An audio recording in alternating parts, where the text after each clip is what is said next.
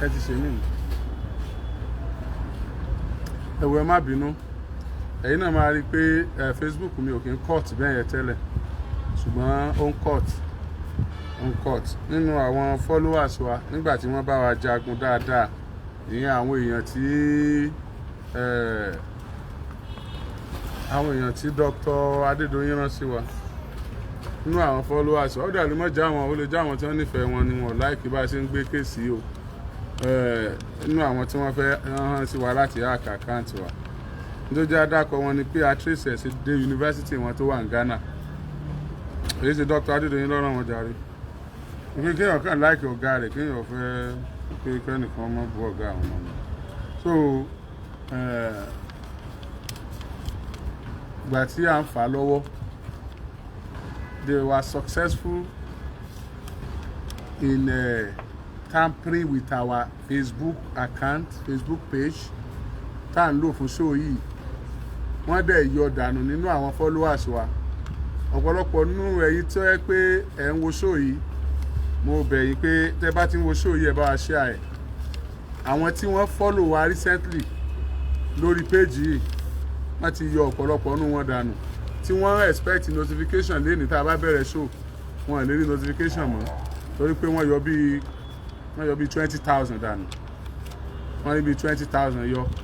káwa náà tó ṣẹ́bùrù wọn pé ẹ̀yin wo lẹ ti ń bọ̀ so bẹ́ẹ̀ ṣe ń wọlé yẹn tẹ́ ń wọ orí show yẹn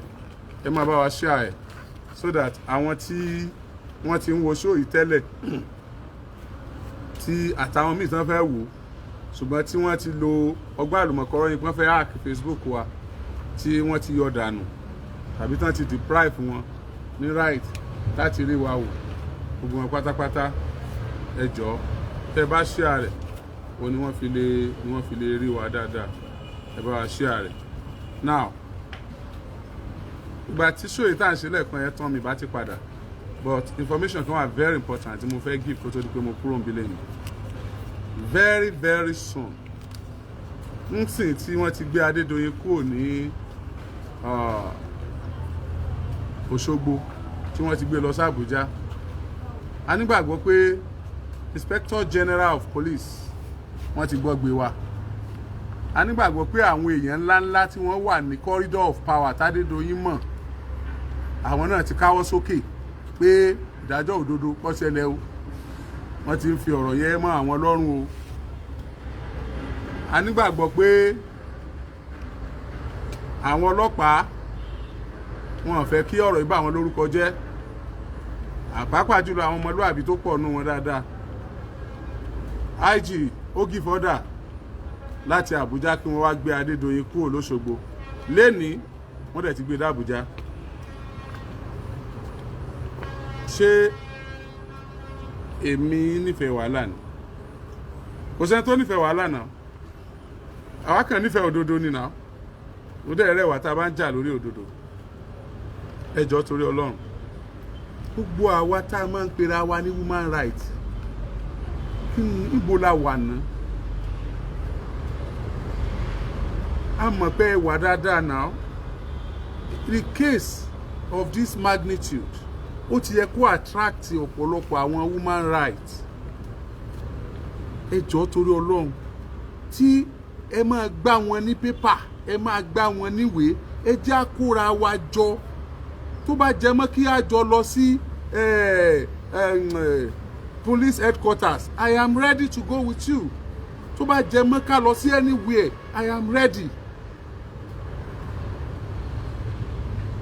kò sẹ́ni tí ó dáwó fún ẹnìkan láti rìnrìn àjò lórí ọ̀rọ̀ Timothy owó ẹyọ kan tí a lè dá tá a lè gbà lórí ọ̀rọ̀ Timothy ni pé láti tọ́jú ìyàwó ẹ̀ láti tọ́jú àwọn ọmọ ẹ̀ gbogbo àwọn ẹbí tó ń responsible fún láti responsible fún wọn gbogbo ṣẹ́kọ̀ lówó gbogbo nǹkan kọ́ lèèyàn máa ń wówó ń bẹ̀ àmọ́ àwọn human rights gangan tó ń jà fẹ́tọ̀ ọmọnìyàn àmọ́ àwọn tí wọ́n ń wò pé jẹ́ ká sá síbí Nàìjíríà ti bàjẹ́ débi pé people are taking advantage of the poverty people are taking the advantage of irú gọ́fìmẹ̀ntì tá a ní irú tí ń ṣẹlẹ̀ láti máa yàn àwọn èèyàn jẹ àwọn náà dẹ̀ máa kígbe ìjọba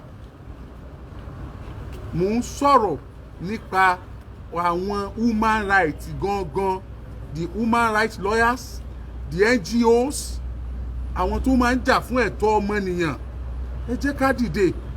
ẹ jẹ́ àjọ ṣiṣẹ́ yìí papọ̀. Èyí tẹ́ wà l'Àbújá,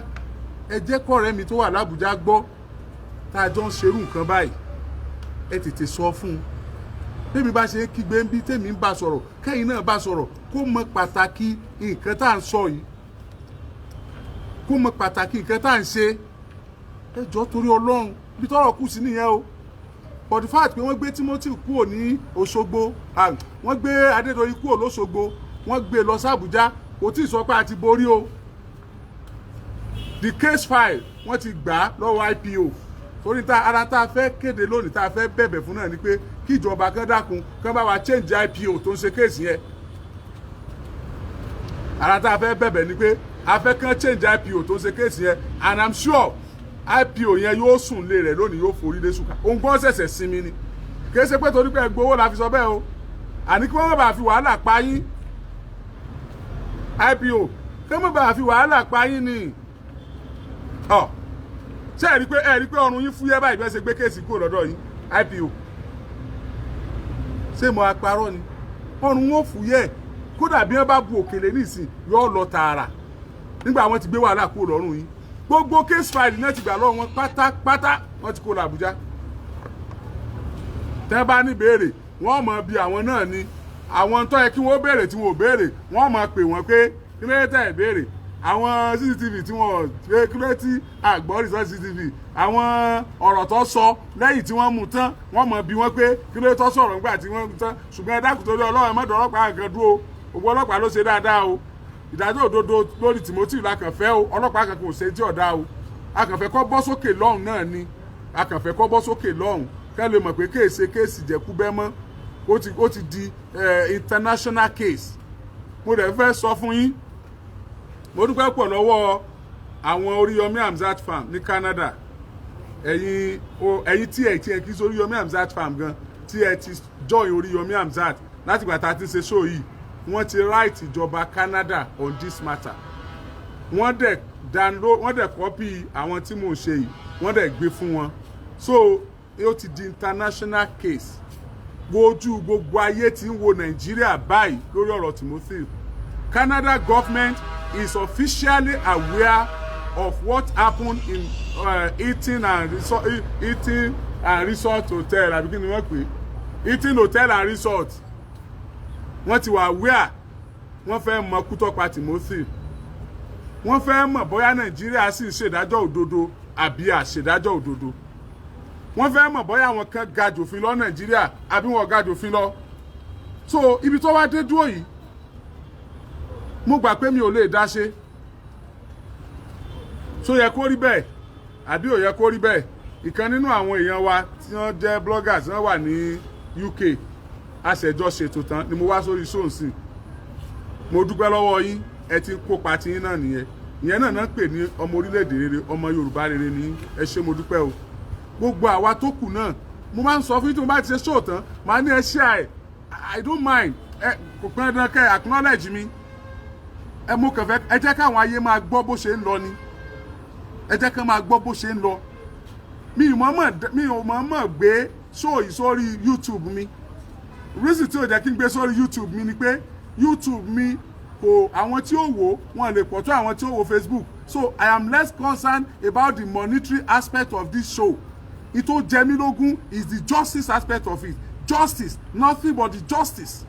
Tí mo bá jẹ́ pé sọ YouTube ni mo ti ń ṣe báyìí, àwọn tí ó wò lè pọ̀ kò lè kárí tó báyìí ni ò jẹ́ ń gbé sórí YouTube. So ẹ̀yin tẹ́ ẹ ti commercialize ẹ̀ lórí YouTube yín náà, I don't mind. Make money there if you want to make money there, but I appreciate you because if you think you are making money, you are not making money, you are publicizing it. And as you are publicizing it, ayé ò ní dògo rẹ mọ́lẹ̀. Ọmọ tiẹ̀ náà ò ní kú dànù. Tó bá rí bẹ́ẹ̀, gbogbo ẹ̀yin bloggers, ẹ kú iṣẹ́, mo kí, mo appreciate yín. Ẹ̀yin human rights lawyers, I will not mention names. Human rights lawyers, ẹ mọ̀ra yín, human rights NGOs, ẹ já dìde lórí ọ̀rọ̀ Timothy yìí. Ẹ já dìde. ẹ jẹ́ àdìdé tá a bá ní ọ̀kàn wá àmẹ́ tí ó kàn lọ́la o àmẹ́ tí ó kàn lọ́la o Timothy àtẹ́ntó lòtẹ́ẹ̀ tó sùn sí tán fi pa wọn ò ní business papọ̀ o gbogbo àlà ń lòtẹ́ẹ̀ lo gbogbo àlà ń lòtẹ́ẹ̀ ẹlòmíì sì kó bá a lè avert danger tí ó ṣẹlẹ̀ lójú ọ̀nà yóò fẹ́ sun hòtẹ́ẹ̀lì ṣùgbọ́n ẹrù ọmọ bá láti sun hòtẹ́ẹ̀lì báyìí yóò lóun bọ̀ lóru náà ni danger tó attach mọ́ tá a sọ ó pọ̀ gan-an náà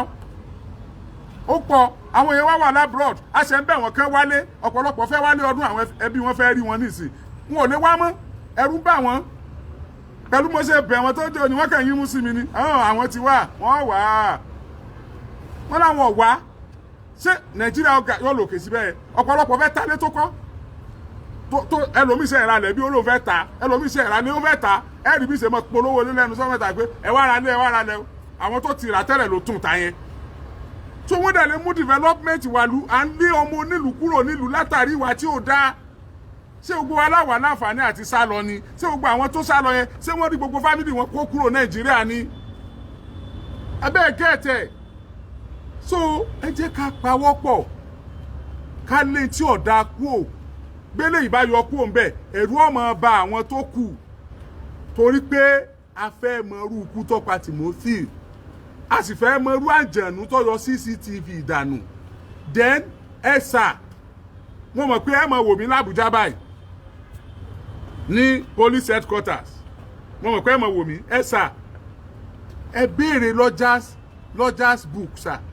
gbogbo àwọn tó lodge sóòtẹ́ yẹn lọ́jọ́ Timothy kú ẹ trace address wọn ẹ kó gbogbo wọn gbogbo àwọn tó lodge sóòtẹ́ yẹn lọ́jọ́ Timothy kú ẹ trace address yẹn sà ẹ kó gbogbo wọn yọ wà nù wọn tí ó sùn lọ́jọ́ náà yọ wà nù wọn tí ó rí torí tó ń ṣẹlẹ̀ ṣùgbọ́n gbà tẹ́ ẹ̀ pé tí ọmọ nǹkan kan bó ló ṣe fẹ́ sọ ta ló sì mọ̀ bóyá nínú wọn gan tó sùn sóòtẹ́ẹ̀lì yẹn gan ọkàn tẹ bí kó wá lọ́ọ̀jì ni wọ́n jọ perpetrate evil act yẹn náà ni. ẹ jẹ́ ká wo room 105 àbí kọ́nà room 305 tí Timothy sùn ṣé yẹn wà 304 ṣé yẹn wà 306 apartment tẹ́ lọ́ọ̀jì Timothy sí ṣé ó wà secluded from others àbó wà láàrin others ni sí àwọn yòókù tó sùn hòtẹ́ẹ̀lì yẹn ṣé the same apartment ni wọ́n jọ sùn àbí ibi tí wọ́n sùn jìnnà síbi tí Timothy sùn tó bá jẹ́ pé wọ́n dá Timothy fi sí ibì kan tó jìnnà síbi táwọn yòókù wà ó ti a jẹ́ pé the act has been premeditated kí wọ́n tó ṣe wọ́n ti mọ̀ pé wọ́n fẹ́ pa kí wọ́n tó pa ṣùgbọ́n tó bá jẹ́ pé wọ́n sùn wọ́n jọ sùn tí ò jìnnà síra wọn ni a ní béèrè lọ́wọ́ àwọn tí wọ́n sùn bẹ̀yẹn náà wọn ò dáná o ṣùgbọ́n wọ́n lè ràn wá lọ́wọ́ ẹ gẹ́ẹ̀tẹ̀ wọn ò dáná ṣùgbọ́n wọ́n lè ràn wá lọ́wọ́ mo máa fi Facebook mi ṣe advert èèyàn kan wá lánàá ó fẹ́ ṣe advert honestly ó fẹ́ fún mi lówó ni 150 ni mo fẹ́ gbà lọ́wọ́ ẹ̀ for 30 minutes 150,000 mo ní kó máa lọ kí n tó fi Facebook mi ṣe advert ó dìgbà tí Timothy bá wọlé sùn. I will continue fighting the cause of Timothy with my platform until ọjọ́ tó bá wọlé sùn. Tí a bá rí pé wọ́n ti ń ṣèdájọ́ òdodo ó ti wá wọlé sùn o mo wá lè lo Facebook mi. But pending that time, I will use this platform for nothing but to fight the cause of justice for Timothy.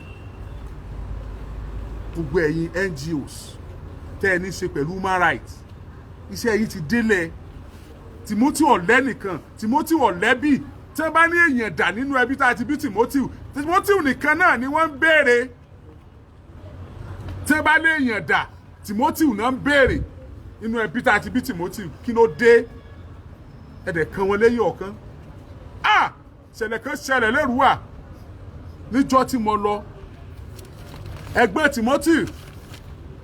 èmi àti ẹ̀ ń sọ̀rọ̀ lẹ́yìn tá a parí show àwọn evidences kan tó wà lọ́wọ́ wa wá jọ ń yẹ̀ wò Kẹ́hìndé lọkùnrin nínú ọmọ Timothy obìnrin ni Táyé àbí ẹ̀yin sáájọ́ lọ obìnrin ni Táyé Kẹ́hìndé yà wá sọ́dọ̀ wa ó wá bá ẹ̀gbọ́n Timothy ó wá dúró tì wá à ń sọ̀rọ̀ ó ń bá wa ṣeré àsáwọn ọmọ yẹn ò tí mọ̀ pé bàbá àwọn kú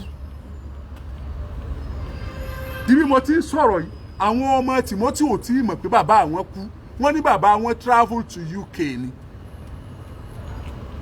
ọmọ yẹn wá bí tá ti wá yẹ̀wò ó wá rí picture òkú bàbá ẹ̀ picture kékeré ni ó ní is this not my daddy is this not my daddy ẹ̀gbọ́n ẹ̀ ní no this is not your daddy ó ní you mean it's not my daddy ó ní no this is not your daddy I told you your daddy traveled to UK ó ní nobody should lie to me here nobody should lie for me here o nobody should lie for me nobody should lie for me o ó wá ní mo wá wò ẹ̀rù wá bà mí pé ìgbà yẹn mo mọ̀ pé wọ́n sọ fáwọn ọmọ ẹ̀ pé bàbá wọn kú only because the clothes I'm looking at this clothes is like my daddy's clothes it looks like my daddy's clothes and you said it's not my daddy money is not your daddy this clothes is not for your daddy alone so many people they can wear this clothes even your daddy's brother he has the clothes baba ẹ̀gbọ́n daddy ẹni yes I have a cloth like that I can show it to you only so my daddy traveled to UK only your daddy used to travel to UK before now your daddy travel to UK only okay ọmọ yẹn dẹ̀ kó lọ́dọ̀ wa ó dẹ̀ lọ